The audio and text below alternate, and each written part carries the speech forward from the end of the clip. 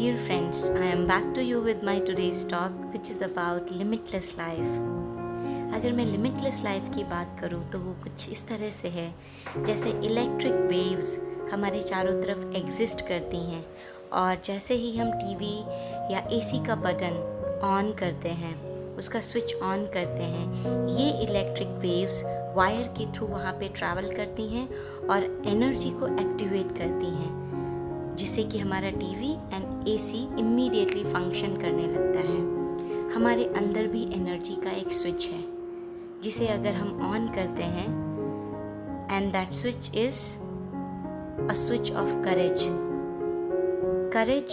Of saying no to so many things and courage to decide on our one goal, courage to decide to follow the passion, courage to say no to so many things and avoid wastage of time, courage to decide enough is enough now with the past and start afresh, then you become unstoppable. लेकिन सिर्फ अच्छा सुनने, अच्छा पढ़ने और दूसरों की बात जो वो कह रहे हैं उससे लाइफ में कुछ भी चेंज नहीं होता। आप खुद क्या सोचते हैं, खुद क्या डिसाइड करते हैं, कुछ अच्छा सुन के या पढ़ के उसकी लर्निंग के बेस पे आप अपने आप को क्या मैसेज देते हैं, उससे फ़र्क पड़ता है, उससे बदलाव की शुरुआत होती है। एक ऑर्डिनरी पर्सन एक एक्स्ट्रा ऑर्डिनरी पर्सन में टर्न हो जाता है।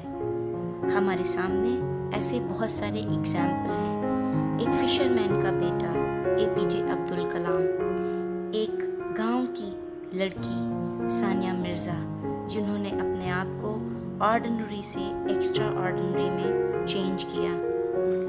अगर हम ये देखें या समझें कि उन्होंने लाइफ में किस प्रिंसिपल को फॉलो किया, कौन से बेसिक्स हैं जो उन्होंने अपनी लाइफ में अप्लाई किए, then we too become invincible. So ये जो बेसिक प्रिंसिपल है, अगर मैं इनकी बात करूँ तो उसमें सबसे पहला प्रिंसिपल है वर्क एथिक्स। जब आप अपने काम को बहुत ईमानदारी से सबसे पहली प्रायोरिटी देते हैं, वहाँ पर अपना 100% देते हैं, यहीं से आप एक्सीलेंसी हासिल करते हैं और अपने काम में परफेक्शन हासिल करते हैं। Stop giving the excuses to yourself कि हम इस काम को ठीक से क्यों नहीं कर पाते हैं। Stop telling the stories to yourself and start giving the priority to the work. That is the principle number 1 and the second principle, that is intelligent effort in the right direction. और इसका मतलब है thinking of the modification about whatever you do in whichever field you are. Always think कि मैं इस काम को बेहतर कैसे कर सकता हूँ या कर सकती हूँ। और ये जो बदलाव आप रोज़ अपने काम में लेके आएंगे, यही आपको ऑर्डिनरी से एक्स्ट्रा ऑर्डिनरी बनाता है। जो बिना बदलाव के कॉन्स्टेंटली उसी काम को रोज़ करते रहते हैं, वो ऑर्डिनरी बन के रह जाते हैं। और दूसरे जो हमेशा ये सोचते हैं कि कैसे इसको बेटर किया जाए, कैसे इसमें इम्प्रूवमेंट लाया जाए, वो एक्स्ट्रा ऑर्डिनरी बन जाते हैं। एफर्ट तो सब लगा रहे हैं, सभी काम कर रहे हैं, लेकिन जो हर दिन 1 मिनट सिर्फ इस बारे में सोचता है कि इसको बेटर कैसे करना है, वो एक्स्ट्रा ऑर्डिनरी बन जाता है। Now the third principal, that is fight back situation. जब हम सारी प्रॉब्लम को भुला के ये याद रखें कि मुझे क्या करना है, मैं क्या चाहता हूँ, rather giving the reasoning of not being able to do. कई बार हम कुछ करते हैं ज़िंदगी में, मे बी 2-3 टाइम्स बिजनेस, और हमें उसमें सक्सेस नहीं मिलती, तो हम उसमें ओनली फेलियर्स की तरफ ना फोकस करके जो एक्सपीरियंस हासिल किया उसकी तरफ फोकस करें और अपने आप को वहाँ से फिर से पिकअप करें to start afresh. Now the fourth point and fourth principle is futuristic approach. That is very important. हम सब की लाइफ में कुछ पास्ट होता है, अच्छा या बुरा, लेकिन वो कुछ भी मैटर नहीं करता. We have to only think about the future and work towards the future. जो भी आज का हमारा समय है, दिन है, लाइफ है, उससे हम क्या कर सकते हैं, उसको हम आगे कैसे यूटिलाइज कर सकते हैं, इस बारे में सोचना है. ठीक उसी तरह से जैसे हम स्कूल टाइम में टर्म हमारी चेंज होती थी, तो हमारी जो नोटबुक होती थी उसमें हाफ यूज्ड होती थी, तो हम जो यूज्ड पेजेस होते थे उनको सेलो टेप से बाइंड कर देते थे एंड रिमेनिंग पेजेस से हम फ्रेश टर्म स्टार्ट कर देते थे. हम अपनी लाइफ को भी ठीक उसी तरह से, हमारी लाइफ का हर दिन ठीक उसी तरह से हमें शुरू करना चाहिए.